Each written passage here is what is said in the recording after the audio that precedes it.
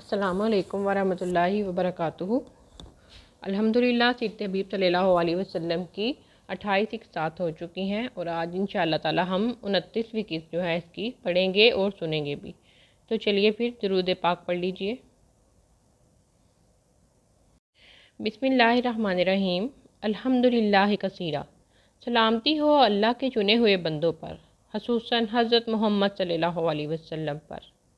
हम आज फिर यहाँ इकट्ठे हुए हैं, बल्कि इकट्ठे किए गए हैं उस हस्ती की सीरत मुबारक पढ़ने के लिए जिन पर अल्लाह रब्बुल इज़्ज़त और उसके फ़रिश्ते दरूद भेजते हैं।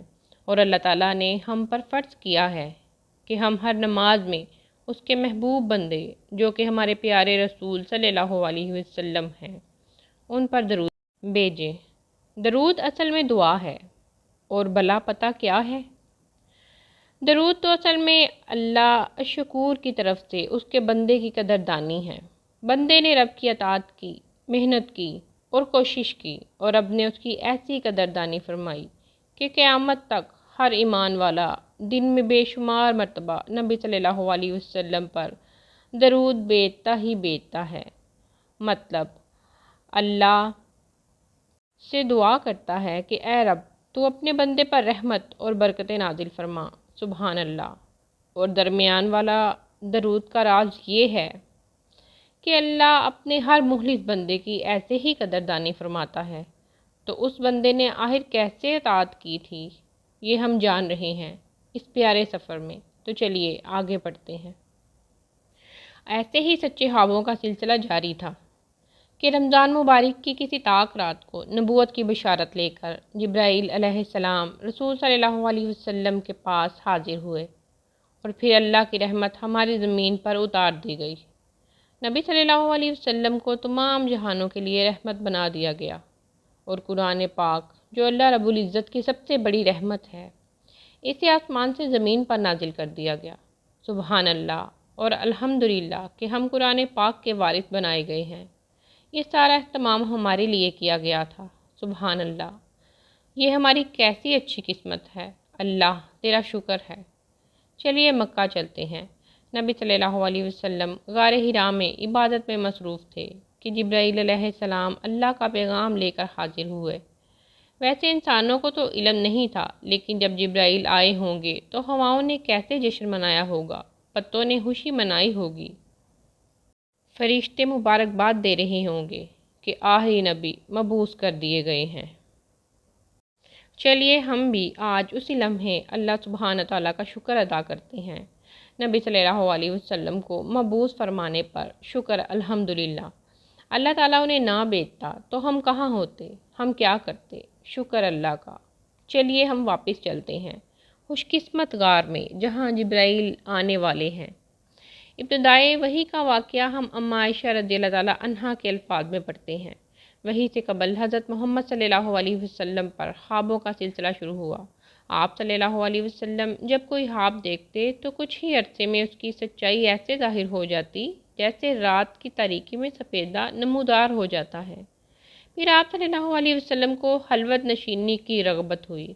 चुनांचे आप सल्लल्लाहु अलैहि वसल्लम मक्का से दूर गारे हिरा में गोशा नशीन होकर कई कई रात तक इबादत में मसरूफ़ रहते और जब आप सल्लल्लाहु अलैहि वसल्लम का खाने पीने का सामान ख़त्म हो जाता तो हज़रत खदीजा रज़ियल्लाहु ताला अन्हा के पास आकर उतनी मुद्दत का तोशा लेकर वापस चले जाते और अल्लाह ताला की याद में लग जाते, यहाँ तक कि आप सल्लल्लाहु अलैहि वसल्लम के पास हक़ आ गया।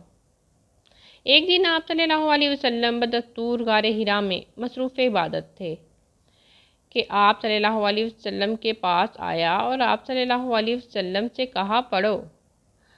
आप सल्लल्लाहु अलैहि वसल्लम ने जवाब दिया, मैं पढ़ नहीं सकता। आप सल्लल्लाहु अलैहि वसल्लम फरमाते हैं, ये सुनकर उसने मुझे पकड़कर इस ज़ोर से बेंचा कि मैंने इंतहाई तकलीफ़ महसूस की। फिर छोड़ दिया और कहा, पढ़ो। मैंने कहा, मैं पढ़ नहीं सकता। फिर उसने मुझको तीसरी मरतबा बेंचा कि मैंने इंतहाई तकलीफ़ महसूस की। फिर इसने मुझे छोड़ दिया और कहा, पढ़ो अपने रब के नाम से जिसने पैदा किया। उसने इंसान को खून के लोथड़े से पैदा किया। पढ़ो और तुम्हारा रब बड़ा करीम है। اس واقعے کے بعد آپ صلی اللہ علیہ وسلم گھر تشریف لائے تو خوف سے آپ صلی اللہ علیہ وسلم کا دل دھڑکتا تھا۔ یہاں پہ اوپر آیا ہے کہ ایک شخص تھا جو آپ صلی اللہ علیہ وسلم کے پاس آیا۔ حضرت خدیجہ رضی اللہ تعالیٰ عنہا سے آ کر کہا، زملونی زملونی، مجھ پر کمبل ڈال دو، مجھ پر کمبل ڈال دو۔ ذرا دیر میں گھبراہٹ دور ہوئی تو فرمایا، خدیجہ مجھے کیا ہو گیا ہے؟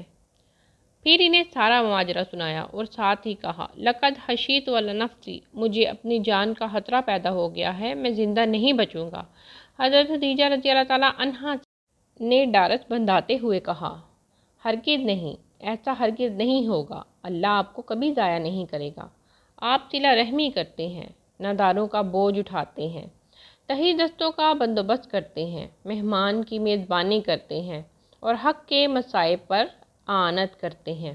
حضرت خدیجہ رضی اللہ تعالیٰ عنہا نے نبی کریم صلی اللہ علیہ وسلم کی جو صفات بیان فرمائی ہیں، جب بھی ان کو پڑھتی ہوں میرے دل میں ہمیشہ یہی خیال آتا ہے کہ ایسی صفات والے بندے رب کو بہت محبوب ہیں اور رب کبھی ایسے بندوں کو اکیلا نہیں چھوڑتا۔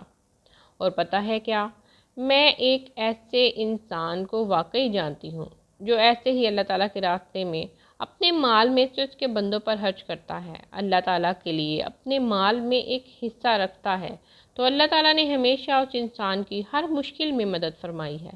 اللہ نے اس کے لیے سب کے دلوں میں محبت ڈال رکھی ہے اور اللہ نے اس کے ایسے ایسے کام بنائے ہیں جو بظاہر ناممکنات میں سے دکھائی دیتے تھے۔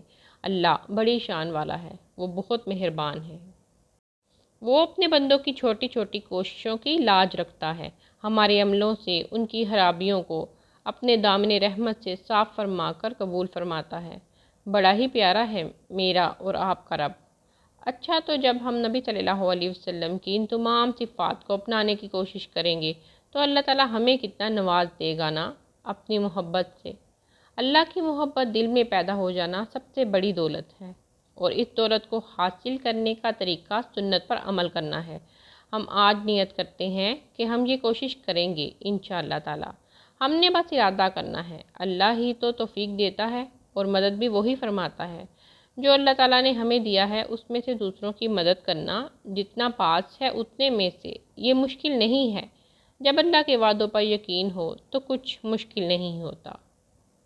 اور سیرت کے اس حصے سے علم حاصل ہوتا ہے کہ نبی صلی اللہ علیہ وسلم پر پہلی وحی اقرا والی آیات نازل ہوئیں اور علم حاصل کرنا عین فرض ہے۔ یہ پتہ چلتا ہے جب فساد حد سے بڑھ جائے تو گوشہ نشینی اختیار کرنے کا جواز ملتا ہے۔ نبی صلی اللہ علیہ وسلم اور حضرت خدیجہ رضی اللہ تعالیٰ عنہا کو یہاں مصروف گفتگو چھوڑ کر ہم اس قصے سے رخصت ہوتے ہیں، اس دعا کے ساتھ کہ اللہ تعالیٰ ہمارے دلوں میں نبی صلی اللہ علیہ وسلم کے لیے ادب اور عقیدت اور محبت دائمی طور پر پیدا فرما دے۔ آمین ثم آمین۔ جاری ہے۔ جزاکم اللہ۔ اللہ کی عفو کی طالب عائشہ ملک۔ تو آپ کو جیسے میں نے بتایا ہے کہ یہ انسٹاگرام پر عائشہ ملک کے اکاؤنٹ پر تمام اقساط اس کی ابھی تک تقریباً 40 اقساط جو ہے اس کی شیئر ہو چکی ہیں، تو ہم آہستہ آہستہ کر کے آپ کے ساتھ شیئر کر رہے ہیں۔ تو آپ جو ہیں کمنٹس بھی ضرور کیا کریں اور چینل کو سبسکرائب بھی ضرور کریں۔ تو ملتے ہیں نیکسٹ ویڈیو میں۔ السلام علیکم۔